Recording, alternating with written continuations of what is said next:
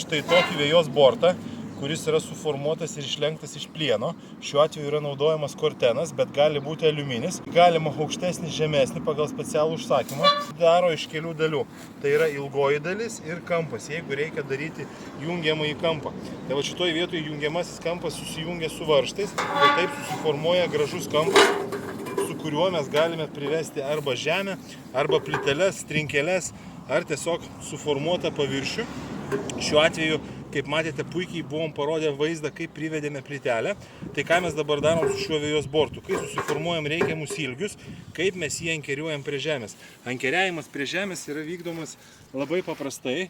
Turim štai tokius sraigtinius polius, kurie yra pakankamai trumpi, bet didelis sriegis, gerai įsisuka į žemę ir įsukus jį į žemę, tiesiog pabandom šiek tiek minimaliai įsisukti, mes galim statyti vėjos bortą ten, kur reikia ir tiesiog į esamas skylės, arba į centrinę, arba į šoninės, pasilyginę jį prisukti. Tai vat, gaunam tokį sprendimą, tai tikrai yra geras ir optimalus variantas, norintiems savo gerbuvėje pasidaryti specialias sieneles arba tam tikrus vėjos bortus, kurie suformuotų tam tikras erdves. Taipogi yra vienas iš labai gerų variantų, dengiant, maskuojant plytelių kraštus.